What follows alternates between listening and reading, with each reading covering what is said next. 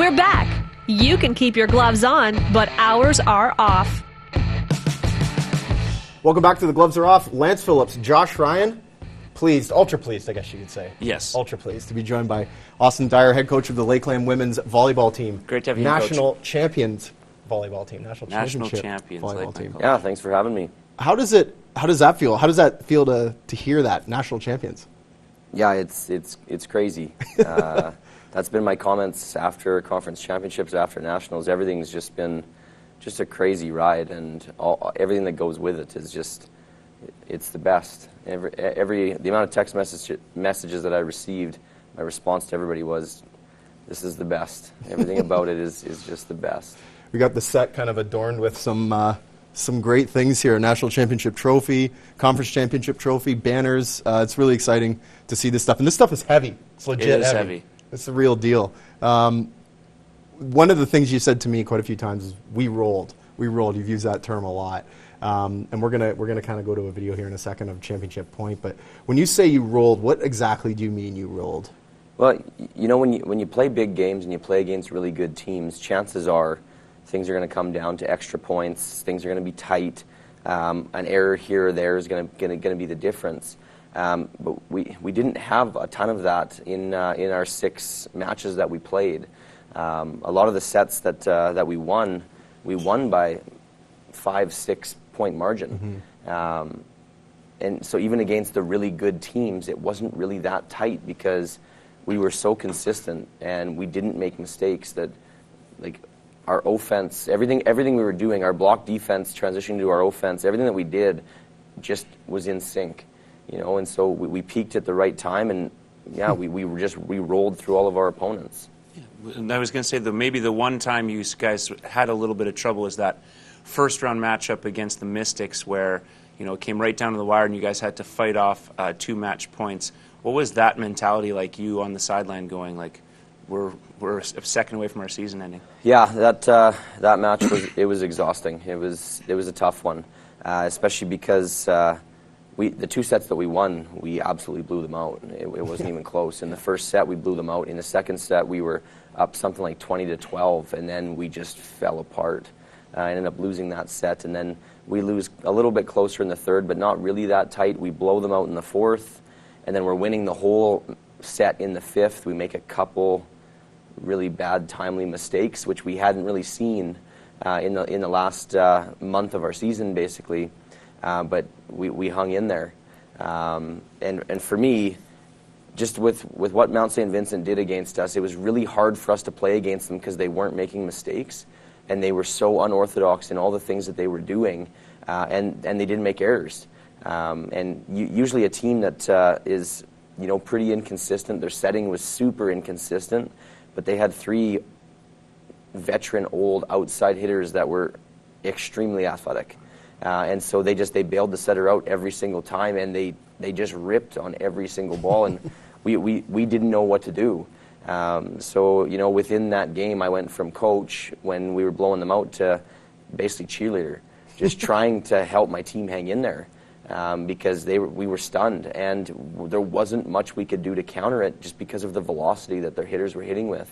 But again, you know, in between, when we were down 2-1 coming back in the fourth, I just said, guys, if we can just not make mistakes and control the ball, we're gonna have a chance. We're gonna have a chance to win this match. You guys you need to hang in there. And then same thing at the end in the 5th set. We're down 14-13, so our season's on the line. And I called timeout at that point, and you know, we were setting up the play call, and I'm trying to figure out what we're going to do here. And I call the play in the timeout, and then we go onto the floor, and then I changed the call right before the serve. And I just said, no, run this. And they both looked at me, okay, and then they did it. And then Annika goes up and just plants a ball straight down.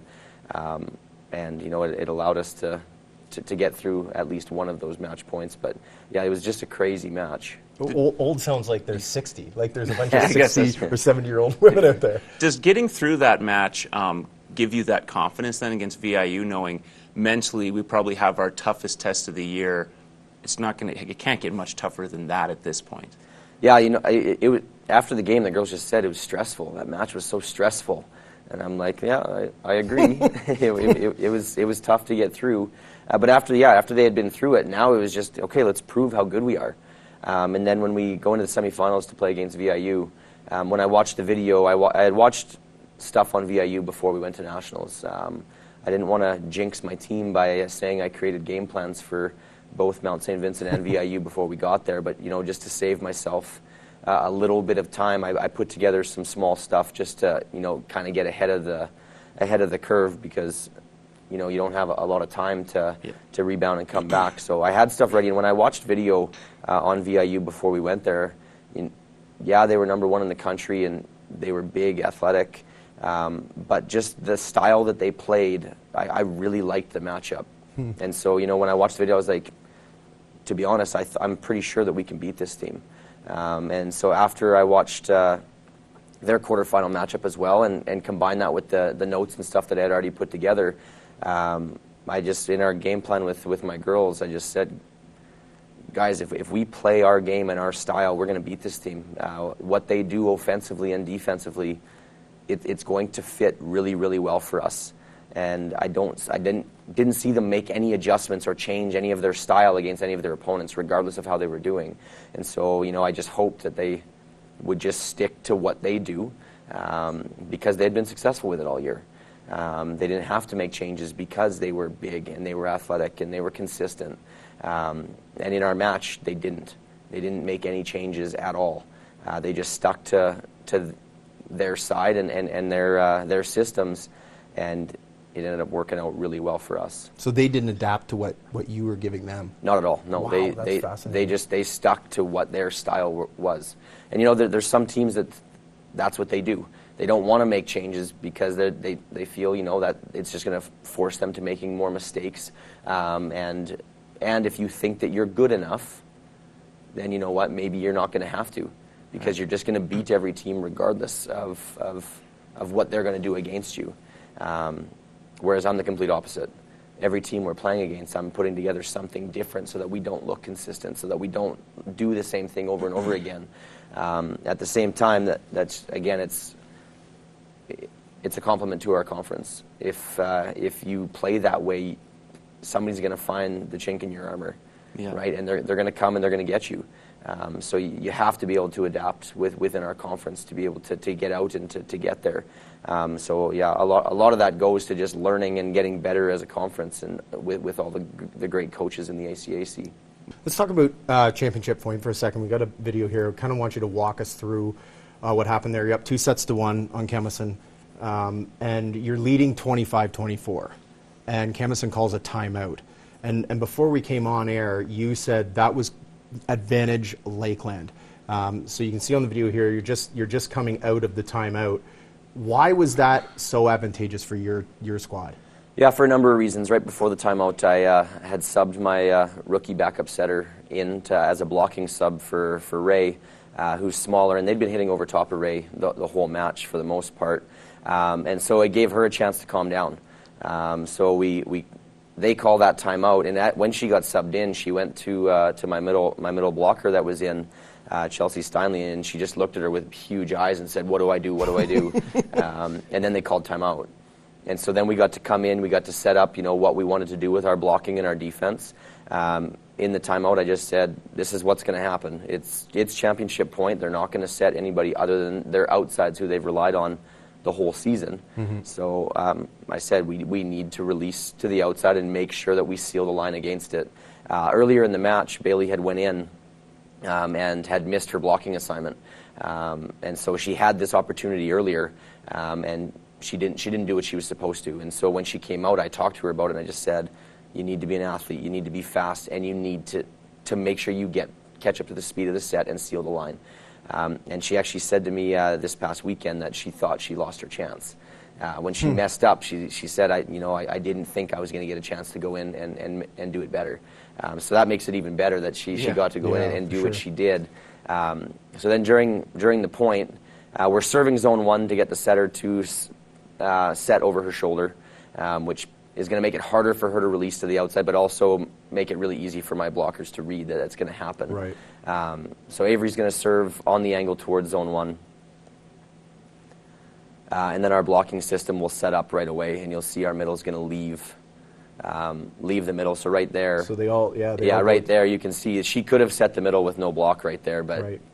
with the season on the line, we're playing percentages here. It's probably not going to happen. And you can see my middle and Bailey are both, so Chelsea and Bailey are both releasing to the outside, and then bingo, Bailey seals the line, and we get the point. And the other part of that timeout as well was that's a young setter for Camosun coming out of the timeout, and so it gave her a long time to have to think about the set she was just about to make, and so she clammed up.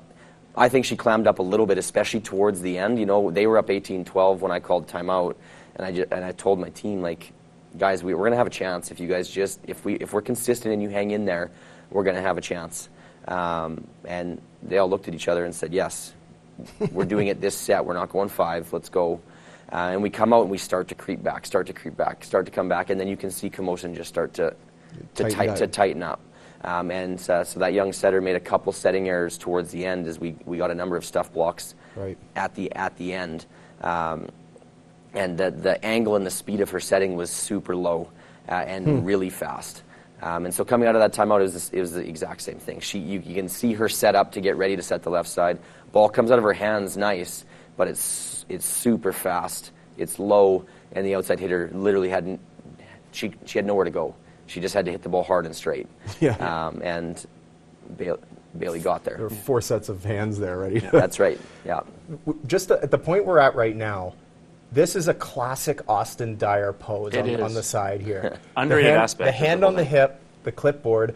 What is going through your mind right here with a national championship on the line? To be honest, all I'm doing is trying to set up our block defense. So if Camosun is able to get the ball over the net, okay, what are we doing next? And on the next play, what are we doing next? Because we'll be on receive if they get the point, right? So I'm strictly in-game tactics right here. I'm not thinking about winning whatsoever. At conference championships, we were up 24-13 in the 4th set. So, at 23-13, I went and put my clipboard down, and I was getting ready to celebrate, looked at the bench, and I was just super pumped and couldn't wait for the moment to come. In this case, I'm not thinking about national championship at all because Camosun blew us out in the 3rd set, and we're up big in the 4th. And the last thing we want to do is go to a 5th set against the home team. Who knows what happens in the 5th set? I would like to say we're going to out-ball control them and be more consistent, but all I'm thinking right now is, okay, what are we going to do to win this set? What's the next rotation? What are we going to do in transition if they get the ball over here? Just strictly thinking about how I can help my team win. And of course, with championship point, the ball gets served and the clipboard goes for a ride, for lack of a better term. Yeah. Watching the bench on this, they all go nuts. Yeah. I don't even know what to do with myself. I just I can't believe it. So I turn around to my assistant coach Ryan Lang and my brother Taylor, and all of us are just losing it because none of us were ready for us to win there. Right. And that's what makes it so good, and that's what makes the celebration unique. As nobody was actually ready for us to win. There was no planning of anything for that celebration. It's still a 1-point game. Then in this part right there, when I walk to the middle with the team and I get there and I just look at Bailey and I just scream her name and said, "You did it right that time," and the whole team just goes nuts again. That's awesome. Do you take some pride knowing that you guys weren't one of the favorites to win? That people outside who were predicting things probably didn't look at you as this perennial team, but you knew how far your girls had come over the past couple of seasons with those first-round exits. And you knew how focused you guys and ready were going into conference championships that you could do this. For sure. Not very often do we get much respect as Lakeland College, and there's a lot of factors that go into that. We were nationally ranked for a week this year. But again, that shows the strength of our conference. But also shows, the development of teams within the conference, and if you can set your schedule up to be able to peak at the right time, how important that is. And in terms of, people not believing that we could do it, we don't care. We don't care about what anybody thinks of our team. All that matters is that we believe. Yeah. And after we had played in Grand Prairie before conference championships, there was no doubt that my team believed that we could win. And then after our match against Briarcrest at conference championships, we played so well in that match. And then it was contagious. Everybody just all of a sudden had a newfound confidence. And not in terms of being cocky or arrogant to portray it, just everybody had a newfound confidence that we were a great team. And it wasn't that I'm the best or that this player's the best or everybody believed in each other, and they believed that we were a great team. And it just kept going all the way to the end. Last one for you. How does the reality of winning it compare to the expectation you had going into it? Yeah, it's a dream come true. And for my players, I would say it's the exact same thing. When we had our post-game celebration back at the hotel, it was pretty short and sweet, but because we had to check out of the hotel so early. But a bunch of the players just looked at each other and said, "Guys, we did it." Can you believe it? But we did it. Because coming into the season, the goals for us were high. They're always going to be set high because we're a good team. Mm-hmm. But our conference is so tough that this year coming in, we are winning our first round matchup at conference championships, as we had lost the last 3 years in a row. So we're going to win that first round matchup, and then you know what? We'll see what our matchup looks like. We'll see how we're playing, and you know what? Then we'll work to win a medal from there, and hopefully get a berth to nationals. But after we won that first round at conference championships, the way that I saw our team play in the previous 3 weeks leading up to that, we ended up playing Ambrose in the semifinal. When we game planned for that match, I looked at my team and I said, "Guys, we're not okay with just getting to this match." I'm like, we're winning the whole thing now. And I said, everybody look around the room and look at each other. We're winning the whole thing. And my fifth-year player, Laura Popplestone, she looked at me and said, "Coach, you can't do that. We got to play one match, 1 point at a time." And I looked at her and said, "Laura, I know I've said that your whole career. This is different. We are winning the whole thing." Yeah. And she looked at me. She said, "Okay." It's a good impression.